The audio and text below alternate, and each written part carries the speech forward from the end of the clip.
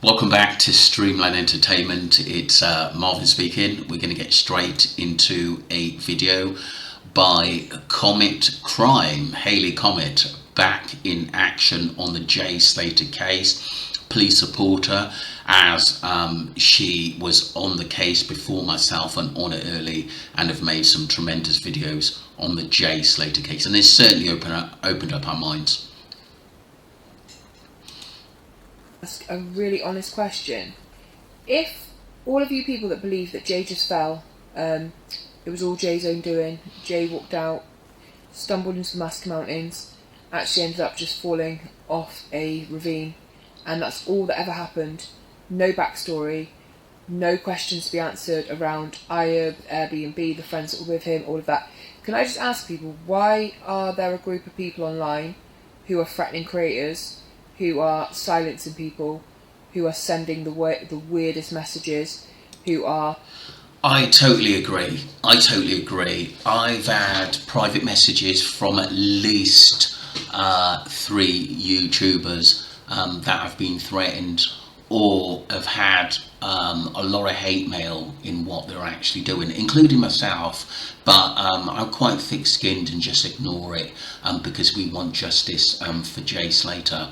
Why is there so many hardcore people on it like myself, Joseph Morris, Wax, and many others who want justice for Jay Slater? I think this case has probably gone on for too long, in that in the sense that we are looking for serious information. And obviously the information Dan O'Keefe put out, it was actually heart-wrenching that it may not be true. I have emailed him, so I'm hoping that he will give me a full report in what he's done with that video, and I'm going to have to accept it. You know, I understand if people don't want to follow him or think it's BS, then that's fair enough, but I've just got to wait until a message from him and then decide for myself, because I like to give people a chance to prove themselves before we actually write them off. Starting hate campaigns, trying to get other creators involved, holding lives about other creators. Why is that happening then? If you know, people have nothing to hide nothing. So why are these people working so hard to destroy the reputation and credibility of people like me, Wax, Harsh, Lola, all the other creators online who are actually still asking for justice for Jay? I don't understand that. Like, what are you trying to hide? Because I don't get it. Like, if you honestly just want us to believe that nothing happened to Jay Slater and this was all a tragic accident, why are you working overtime, like, to do this? Like, I don't get it. If anyone has any legitimate answers for why this is happening, and why all of us are being threatened, why all of us are trying to be silenced, like, on... There is a lot of it, thank you Haley Comet, there's a lot of it which is actually going on, and it does affect sensitive creators that are putting stuff out there because they want justice for Jay Slater, and it is a top question, and the reason why they're doing it is because they don't want us to find the truth. That's what it's all about, and they wasn't expecting such momentum, and millions of people around the world are looking into this case and wanting justice for Jay Slater. So well done Haley Comet for putting that out there. Respect to that.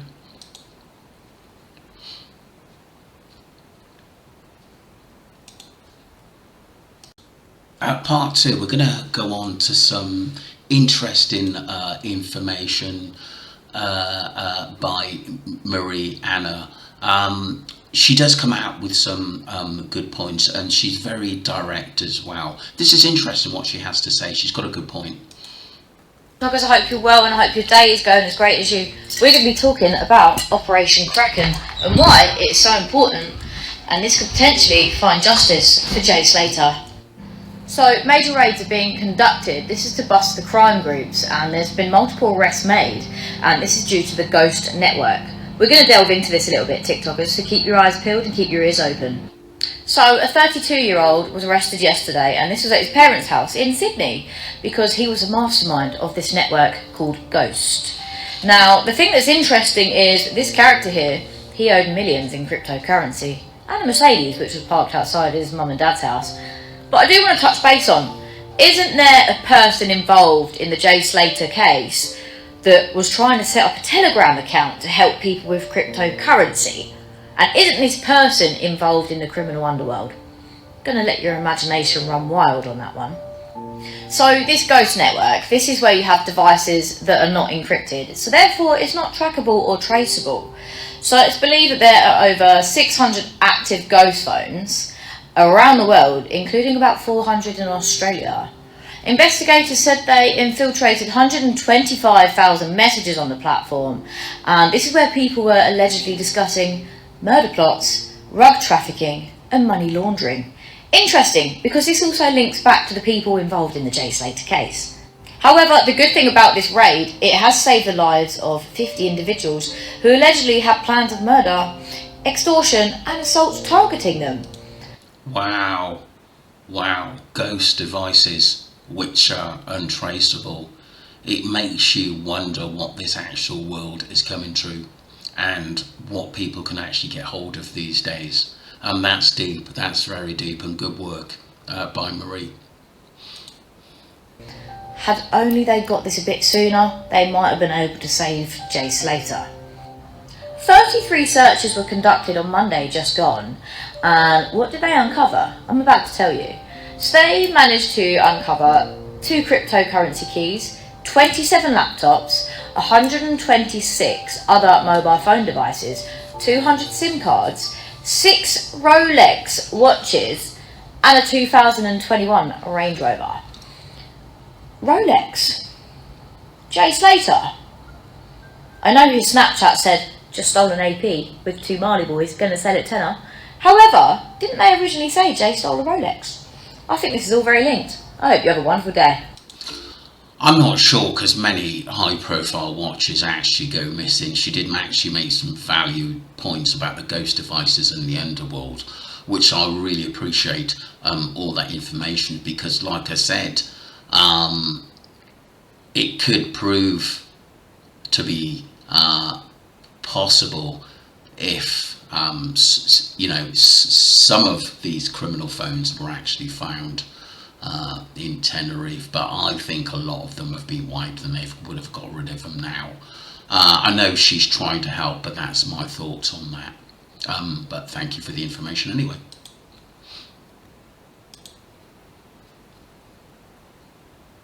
So we're going to move on to part 3. Hayley Comet talking about Dan O'Keefe. To be honest with you, I was looking at a lot of comments on what he said. I think it's 50-50. I think a lot of people want to give him a little bit of time, like myself, to actually prove himself. But to be honest with you, I'm not so sure what Dan was up to. Maybe he wanted more support for Jay Slater and get it out there, or put himself on the map. I don't know, but this is interesting to see what Hayley Comet says here. Updated view on the video that Dan O'Keefe actually says he has of Jay Slater apparently being tortured. Now, the more I think about it, the more I look into it, this video does not exist. Now, I think he's either got something very confused and he has been handed the torture video that was, leaked during the beginning of Jay being missing, which was, we managed to trace it back to the Russian guy who was being shamed for being a peddler, and they tortured him and they filmed it, if you remember that video. I think it's either that video that he has and he is trying to say that it's Jay Slater, which if you look clearly at that video, it's quite clear it's not Jay Slater, it's a middle-aged man. But who knows, that may be what he thought. Or he's completely made it up. And the reason I say that, I've had some email contact with Dan O'Keefe, where I've tried to ask him very specific questions over and over again and he's refused to answer them. The main one I was asking is, have you please handed that to Lancashire Police? He kept saying, watch my video, and I kept saying, I'm just asking you, like, if you have a video that you believe has anything to do with the Jay Slater case, you need to hand that straight to the police. That was my thoughts in why you didn't do that. I mean, you've got to be able to back up what you're saying for people to take you seriously. The thing is,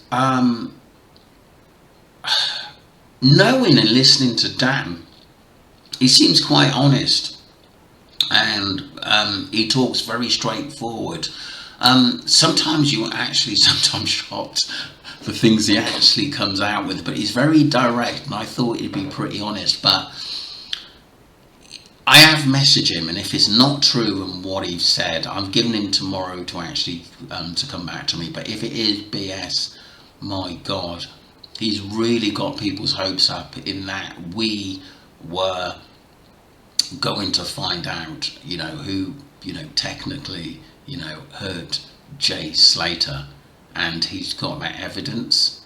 That's a big, big statement, because you're telling the whole world, the public, and his family have probably listened to that, and you're probably giving them a bit of hope, and us as well. I'd be gutted, really, really gutted, and a bit peed off if it's just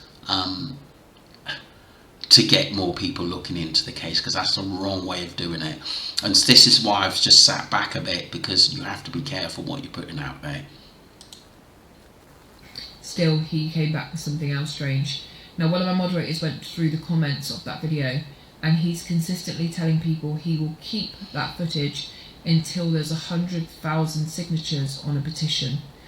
That to me is so bizarre. He's saying you need 100,000 signatures on the petition for the police to even take that video seriously. That's bullshit. Like, if you had an actual video of Jay Slater, clearly him, being tortured, you wouldn't need a petition. You would just hand that to the police. Very true. So to me, this is just a massive clout kind of mission to try and get some kind of attention, maybe, I don't know.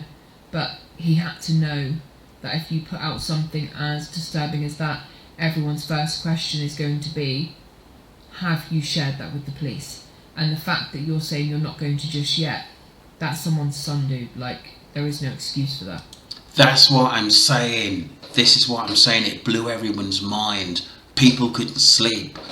Many people, many of my followers were messaging me and saying, Marv, what do you think? And, I had to put it out there. You've got to give this guy time now. But even a lot of content creators are actually saying it's BS.